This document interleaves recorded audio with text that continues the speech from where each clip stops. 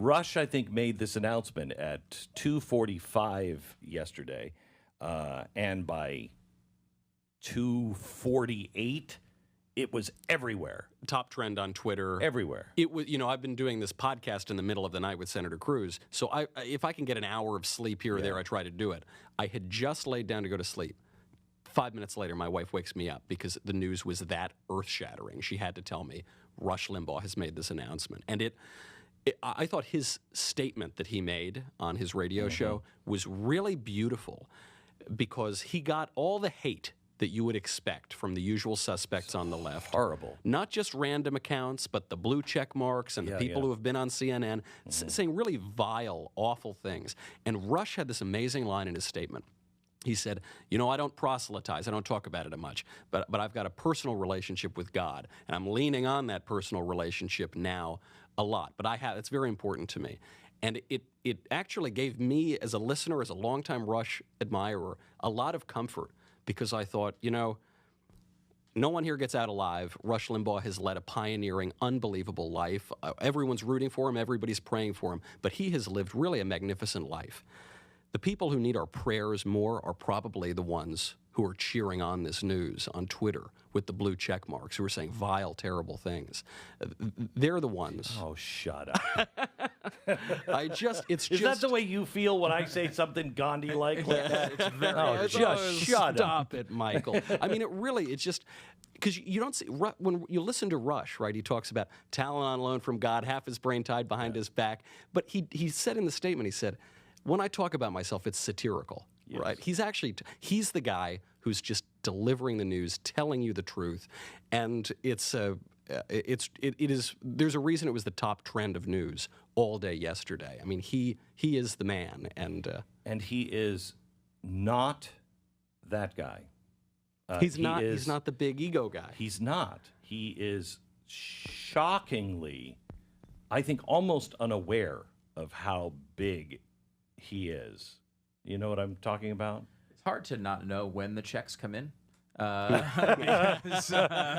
but there's a difference between checks and just believing your own hype. And I think he doesn't believe his own hype, and I don't think he questions any hype or any truth about him. And the other thing is that these people who are saying terrible things, not one of them has ever listened to the Rush Limbaugh show. Yeah. Not one of them has listened to more than the 2-minute sound bites that some awful left-wing operative sends out. Right. And if they listened, maybe they would learn something. Right. So how old are you? I am 12 years old is what people tell me. I am 29, about to turn 30. 29. So what is your relationship with Rush? First, I mean, Rush is I also have a personal relationship with God, so I won't call him that high. But he is definitely a lower deity or something. I mean, he's just the guy that you grow up with as he is. He's the guy. He is conservative broadcasting. I mean, I've been a longtime fan of yours since I was a kid as well. And Mark Levin and other people. Yeah. But Rush was the first. He was the man who invented the whole industry. Yeah. And so the idea He's the guy who saved. I'm a radio guy. Right. He's the guy who saved the AM radio ban. Right. If Rush Limbaugh just was removed from the scenario, there would be no AM radio anymore. Right. And so you wonder, as somebody who grew up, like I have not lived in a world where Rush Limbaugh was not dominating the news, dominating conservative talk. The idea that could be shaken, it's impossible to believe. What were your thoughts yesterday, Stu? I mean, Rush Limbaugh is at least partially responsible for me being a conservative. I mean, I think I may have wound up that way. My, parents were but they weren't really political. Yeah. I don't know where I would have wound up, but I remember after high school listening to Rush, and I just remember him having the answer for everything.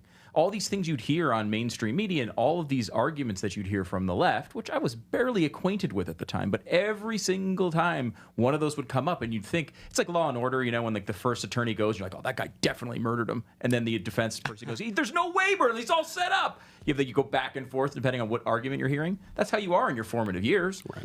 And, it wasn't like that with Rush because they never had answers for what he said. They never attempted. They didn't even try answer. it. Yeah, and they ignored him to their own demise. Massive demise. And they talked badly about talk radio, et cetera, and then they tried it. And none of them could ever succeed. Oh, remember those efforts? Yeah. Those cute little efforts at left-wing talk radio? Yeah. Oh, it's kind of like, it's nice because it's kind of like they look at us like, oh, look at that cute little Christian movie. Oh, they're out there making another movie. Yeah. Isn't that neat? And, the great testament, of course, the reason they hated him so much is he was just so damn effective. Yeah. Yeah, and you see that. I mean, this is conservative media does really well when it comes to open markets. As we just said, Ted Cruz and Michael Knowles, the #1 podcast in America with The Verdict. I mean, like when there is an open rules, free market, you see conservative stuff rises to the top often. It's when it's like the studio system and it's a lot harder to get things made. But that is even turning around now with technology and capitalism. So he is also a... like I look at Steve Jobs, and I think here's a guy who got out of college because he knew. Rush is a guy who I don't know if he chose or just couldn't afford. I was a guy who couldn't afford college until I was 30. I had to pay for it myself, and Rush was also a disc jockey. And he's always hammered by the left for those two things. But those two things made him effective.